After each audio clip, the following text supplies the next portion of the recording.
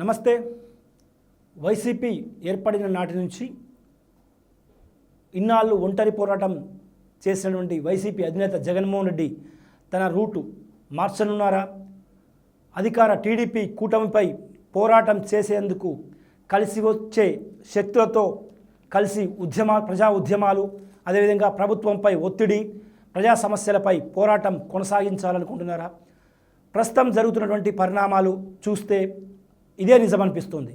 ఎందుకంటే ఇటీవల వైసీపీ అధినేత జగన్మోహన్ రెడ్డి మాట్లాడుతూ వాళ్లకు ఇచ్చినటువంటి హనీమూన్ పీరియడ్ టీడీపీ కూటమికి అయిపోయింది, ఇకపై ప్రజా సమస్యల విషయంలో నియోజకవర్గ స్థాయి నుంచి తమతో కలిసి వచ్చేటువంటి ప్రతి ఒక్కరితో కలిసి ఉద్యమాలు చేసేందుకు ఆయన సిద్ధమని కూడా ప్రకటించారు. సో ఈ మాటల సారాంశం వెనుక ఉన్నటువంటి నిజాన్ని చూస్తే మెడికల్ కాలేజీలు అత్యంత ప్రతిష్టాత్మకంగా చేపట్టినటువంటి వైసీపీ హయాంలో చేపట్టినటువంటి ప్రాజెక్ట్ పీపీపీ మోడల్ని తాజా ప్రభుత్వం తీసుకున్నటువంటి పీపీపీ మోడల్ను వ్యతిరేకిస్తూ వైసీపీ తీవ్ర స్థాయిలో ప్రభుత్వంపై పోరాటాలు కొనసాగించింది.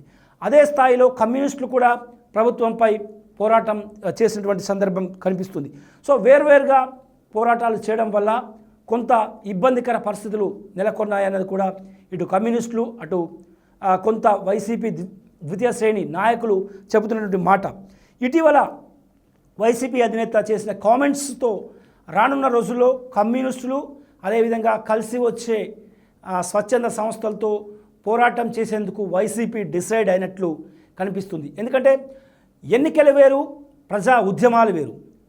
ఇప్పుడు కలిసి పనిచేసేంత మాత్రాన వచ్చే ఎన్నికల్లో అంటే ఎవరైతే ఇప్పుడు కలిసి పనిచేస్తున్నారో వారంతా కూటమిగా ఏర్పడి ఎన్నికల్లో పోటీ చేస్తారా అనుకోవడం మాత్రం తప్పుగానే భావించాల్సి ఉంటుంది. ఎందుకంటే ఉద్యమాల విషయంలో కలిసి వచ్చే వాళ్ళతో పోరాటం చేయడం, అదేవిధంగా ఎన్నికల్లో వేరువేరుగా పోరాటం చేయడం అనేది రాజకీయాల్లో చాలా కామన్గా ఉంటూ ఉంటాయి. సో ఇదే విషయంలో ఇప్పటికే నారాయణ కూడా, సిపిఐ నేత నారాయణ ఎప్పుడు జగన్పై తీవ్ర స్థాయిలో అంటే ఒంటికాలపై లేచేటువంటి నారాయణ కూడా ఇటీవల తన మాటల్లో జగన్కు తాము వ్యతిరేకం కాదు, జగన్ విధానాలను మాత్రమే తాము వ్యతిరేకిస్తున్నామని చెబుతున్న మాటలను బట్టి చూస్తే ఖచ్చితంగా సిపిఐ అదేవిధంగా సిపిఎం పార్టీ వైసీపీ నేతల, ముఖ్యంగా వైసీపీ పార్టీ అదేవిధంగా జగన్మోహన్ రెడ్డితో స్నేహాన్ని కోరుకుంటున్నట్లు కనిపిస్తుంది. ప్రస్తుతం కమ్యూనిస్టులు కాంగ్రెస్తో ఏపీలో కలిసి ఉన్నారు.